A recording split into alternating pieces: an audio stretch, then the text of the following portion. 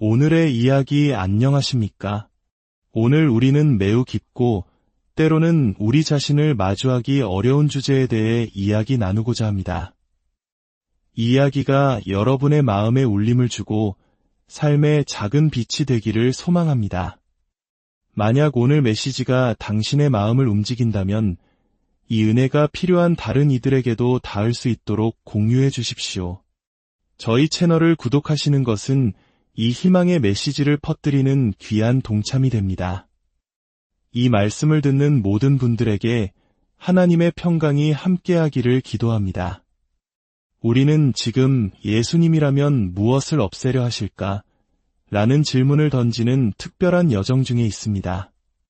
만약 예수님께서 오늘날 우리 삶 속에 오신다면 그분의 마음을 가장 아프게 하고 그분께서 뿌리 뽑고 싶어 하실 것은 과연 무엇일까요? 지난 시간에는 영적으로 미지근한 상태와 마음 없는 공허한 예배에 대해 나누었습니다. 오늘은 예수님께서 가장 단호하게 꾸짖으셨던 한 가지 태도에 대해 이야기하려 합니다. 오늘의 주제를 열기 위해 제게 실제로 일어났던 한 가지 경험을 나누고 싶습니다.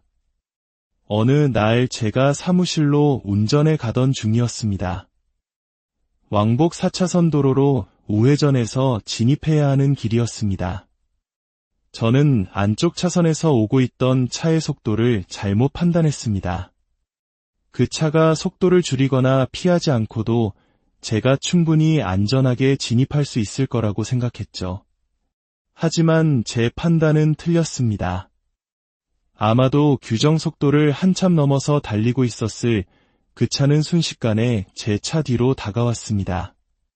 저는 제가 실수했다는 것을 금방 깨달았습니다. 안타깝게도 그 운전자는 저의 실수를 너그럽게 이해해주는 대신 아주 크고 긴 경적 소리로 자신의 불쾌감을 거침없이 표현했습니다. 저 역시 하나님의 사람으로서 제 실수를 겸허히 인정하기로 마음먹었습니다. 저는 고개를 살짝 숙이고 손을 들어 보였습니다. 죄송합니다. 제 잘못입니다라는 의미의 세계 공용 사과의 표시였죠. 형제님, 제가 속도를 잘못 봤네요. 물론 당신이 시속 80km 도로에서 120으로 달리고 있었다는 사실은 굳이 언급하지 않겠습니다만 어쨌든 제 실수입니다. 하지만 그는 저의 진심 어린 사과를 받아주지 않았습니다. 그는 여전히 경적을 울리며 제 차를 추월했고 그러면서 저에게 또 다른 세계 공용의 표현, 하늘로 가는 길은 오직 하나라는 의미를 담은 불쾌한 손짓을 보여주었습니다. 그의 반응에 실망했지만 은혜로운 사람답게 그냥 잊어버리기로 했습니다. 그의 차 뒤에 붙어있는 범퍼 스티커를 보기 전까지는 말이죠. 그 스티커는 다름 아닌 저희 교회의 스티커였습니다. 그 순간 저는 회개하는 죄인의 모습에서 순식간에 목회자의 역할로 돌아왔습니다. 하나님께서 저에게 이 사람을 심판할 특별한 사명을 주셨다고 결심했죠. 하나님뿐만 아니라 그의 목사에게까지 죄를 지었으니까요. 저는 속도를 높여 그를 따라잡기 시작했습니다. 물론 그를 하나님과의 올바른 관계로 인도하려는 선한 목적을 가지고서 말입니다. 마침내 신호대기 중에 그의 차 옆에 설 수 있었습니다. 그는 여전히 창문을 내리고 저를 향해 소리치고 있었습니다. 저는 그를 보며 미소를 지으며 말했습니다. 하나님은 선하십니다. 그러자 그가 저를 쳐다보며 이렇게 대답했습니다. 언제나요. 그리고는 다시 한번 그 손짓을 하며 말했죠. 아, 목사님, 죄송합니다. 제 잘못입니다. 우스갯소리처럼 들릴지 모르지만 이 이야기는 오늘 우리가 나눌 주제의 핵심을 담고 있습니다. 예수님이라면 무엇을 없애려 하실까요? 예수님께서 마음 깊이 경멸하셨던 태도와 행동, 그것은 바로 위선입니다. 한 가지를 주장하면서 전혀 다른 방식으로 살아가는 것. 예수님은 위선을 없애려 하실 것입니다. 위선이라는 주제는 이야기하기에 결코 즐겁지 않습니다. 우리 자신의 삶 속에서 발견하기는 더더욱 어렵죠. 하지만 다른 사람의 삶 속에서는 아주 쉽게 보입니다. 아마 여러분 중 대부분은 주변에 위선적인 사람이 한 명쯤은 떠오를 겁니다. 하지만 위선은 다른 사람의 이야기가 아닐 때가 많습니다. 많은 목회자들이 이 주제를 가볍게 다루는 경향이 있습니다. 예를 들어 사람들이 교회에는 위선자들이 너무 많아서 안 가요 라고 말하면 목회자들은 농담처럼 이렇게 대답하죠. 한 명 더 와도 괜찮으니 그냥 오세요. 이 말이 어느 정도는 사실일 수 있지만 저는 이것이 그리스도를 따른다고 주장하는 사람들의 행동에 실망하고 상처받은 많은 이들의 진실한 고통을 외면하는 것이라고 생각합니다. 어쩌면 여러분 중에도 그런 경험을 한 분이 있을지 모릅니다. 영적으로 존경했던 누군가가 말과 행동이 다른 모습을 보였을 때 그 고통은 이루 말할 수 없었을 겁니다. 교회에서는 거룩한 모습을 보이던 부모님이 집에 와서는 전혀 다른 사람처럼 행동했을 때 그 상처는 깊게 남았을 수 있습니다. 신학자 브레넌 매닝은 위선에 대해 이렇게 말했습니다. 오늘날 세상에 무신론이 존재하는 가장 큰 원인은 입술로는 예수를 인정하면서 문밖을 나서는 순간 자신의 삶으로는 그를 부인하는 그리스도인들 때문이다. 이것이 바로 믿지 않는 세상이 도저히 믿을 수 없다고 여기는 부분이다. 그렇다면 위선이란 정확히 무엇일까요? 먼저 위선이 아닌 것부터 정의해 봅시다.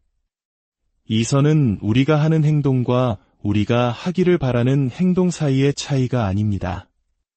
예를 들어 나쁜 생각을 하지 않았으면 좋았을 텐데 해버렸어, 혹은 그런 말을 하지 말았어야 했는데 해버렸어 와 같은 것은 위선이 아니라 그저 죄일 뿐입니다. 죄를 짓는 것과 위선적인 것은 다릅니다. 위선은 우리가 다른 사람에게 보여주는 모습과 우리의 실제 모습 사이의 간격입니다. 우리가 하는 말과 우리가 사는 방식의 차이이며 우리의 공적인 모습과 사적인 인격의 차이입니다. 예수님은 우리가 보여주는 화려한 쇼와 실제 삶이 일치하지 않을 때 그 가면을 벗기기를 원하십니다. 예수님께서 위선을 질책하실 때마다 사용하신 헬라어 단어가 있습니다. 바로 히포크리테스입니다.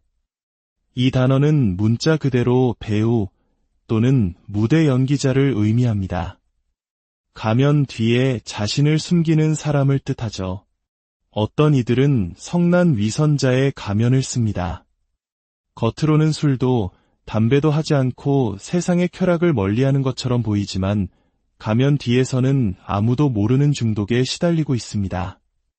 또 어떤 이들은 행복한 위선자의 가면을 씁니다. 할렐루야! 주님을 찬양합니다. 형제님, 자매님, 만나서 반갑습니다. 라고 외치지만 교회 오는 내내 배우자와 다투고 예배가 끝나면 다른 사람의 옷차림을 험담합니다. 예수님께서 미워하신 것이 바로 이것입니다. 밖으로는 거룩한 척하지만 안으로는 전혀 다른 모습으로 가득 차 있는 것. 디도서 한 장 16절에서 사도 바울은 이를 정확하게 묘사합니다. 그들이 하나님을 시인하나 행위로는 부인하니 예수님은 사람들이 보는 앞에서 관대함을 과시하기 위해 헌금하는 것, 사람들에게 들리게 하려고 길모퉁이에 서서 기도하는 것, 자신이 얼마나 거룩한지 자랑하기 위해 금식하는 것을 모두 위선이라고 말씀하셨습니다. 특히 가난한 자들을 착취하는 위선을 보셨을 때 예수님은 그 어떤 때보다 더 혹독하게 말씀하셨습니다. 성전에 들어가 제물로 바칠 동물을 파는 사람들을 보셨을 때 예수님은 이보시오, 여기서 이러시면 안 됩니다. 라고 점잖게 말씀하지 않으셨습니다. 그분은 상을 뒤엎으시며 외치셨습니다. 내 아버지의 집은 기도하는 집이다. 이곳을 강도의 소굴로 만들지 말라. 마태복음 23장에서 예수님은 서기관과 바리새인들을 향해 7번이나 화 있을진저 라고 외치십니다. 그중 한 구절을 보겠습니다. 화 있을진저 외식하는 서기관들과 바리새인들이여, 회칠한 무덤 같으니 겉으로는 아름답게 보이나 그 안에는 죽은 사람의 뼈와 모든 더러운 것이 가득하도다. 이와 같이 너희도 겉으로는 사람에게 옳게 보이되 안으로는 외식과 불법이 가득하도다. 예수님은 그들을 향해 뱀들아, 독사의 새끼들아, 너희가 어떻게 지옥의 판결을 피하겠느냐? 라고까지 말씀하십니다. 이 선자는 겉으로는 선하게 보이길 원하지만 속으로는 하나님에게서 멀리 떨어져 있는 사람입니다. 어쩌면 오늘날 소셜미디어는 위선을 위한 완벽한 번식지가 되었습니다.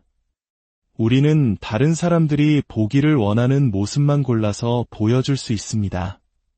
세상에서 가장 멋진 내 남편, 사랑해요. 라는 글을 올리지만 실제로는 각방을 쓴 지 오래일 수 있습니다. 예쁜 커피잔과 성경책을 찍어 올리며 경건한 아침을 보내는 척하지만 사실 그 사진을 찍는데 성경을 읽는 시간보다 더 많은 공을 들였을지도 모릅니다. 모든 것이 멋지고 완벽해 보이는 삶을 전시하지만 내면은 우울하고 비참하며 고통과 의심으로 가득 차 있습니다. 예수님이라면 바로 이 가면을 우리가 보여주는 모습과 실제 모습이 너무나 다른 위선의 영을 없애려 하실 것입니다. 만약 지금 이 말씀을 들으며 마음이 조금 불편하다면 그것은 오히려 좋은 신호일 수 있습니다. 그것은 여러분에게 자기 인식이 있다는 뜻이니까요. 자신의 불일치를 깨닫는 것은 성령께서 당신 안에서 일하고 계시다는 증거입니다. 그리고 우리 안에 있는 위선자에게도 희망은 있습니다. 예수님은 마태복음 23장에서 그 희망을 보여주십니다. 너희는 잔과 대접의 겉은 깨끗이 하되 그 안에는 탐욕과 방탕으로 가득하게 하는도다. 눈먼 바리새인이여, 너는 먼저 안을 깨끗이 하라. 그리하면 겉도 깨끗하리라. 먼저 아무도 보지 않는 곳에서 성령께서 내면에서 일하시도록 하십시오. 하나님의 말씀이 당신을 변화시킬 때 당신이 되어가는 모습의 자연스러운 결과로 하나님의 선하심이 드러나게 될 것입니다. 그것은 다른 사람을 속이기 위한 연기가 아니라 내면에서 우러나오는 진정한 변화의 열매입니다. 제가 신학교에 다닐 때 한 교수님께서는 목회자의 신비감을 지켜야 한다고 가르치셨습니다. 교인들보다 항상 조금 더 위에 있어야 하고 의심이나 약한 모습을 절대 보여서는 안 된다고요. 23살의 저는 그게 목회자의 길이라고 생각했습니다. 그래서 저는 역할을 연기하기 시작했습니다. 기도해 드릴게요 라고 말하고는 거의 기도하지 않았습니다. 말씀 묵상에서 무엇을 깨달았냐는 질문에 실제로는 말씀을 깊이 읽지 않았으면서도 대단한 것을 얻은 척했습니다. 그렇게 가면을 쓰고 사는 것은 너무나 지치고 위험한 일이었습니다. 죄는 어둠 속에서 가장 잘 자라기 때문입니다. 제 안에 모든 잘못된 것들을 목사라는 가면 뒤에 숨겼습니다. 그러던 어느 주일, 저는 큰 용기를 내어 성도들 앞에 섰습니다.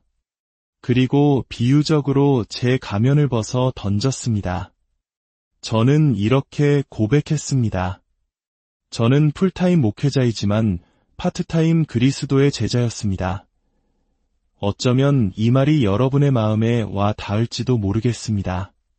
당신은 풀타임 엄마이지만 파트타임 제자일 수 있습니다.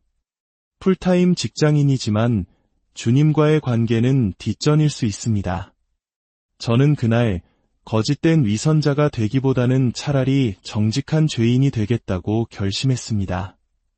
그날 놀라운 일이 일어났습니다. 저의 고백을 들은 다른 성도들도 하나둘씩 자신의 가면을 벗기 시작했습니다. 사실 저도 그런 척했어요. 저도 영적으로 다 가진 것처럼 보였지만 사실은 엉망진창이에요. 그날 저는 한 가지 중요한 원칙을 깨달았습니다. 여러분이 이것 하나만은 꼭 기억하셨으면 좋겠습니다. 예수님은 위선을 조금도 용납하지 않으십니다. 하지만 용서가 필요한 정직한 죄인을 향해서는 무한한 은혜를 베푸십니다. 예수님은 시호를 견디지 못하시지만 상처 입은 누군가가 가면을 벗고 저를 용서해 주십시오. 치유해 주십시오.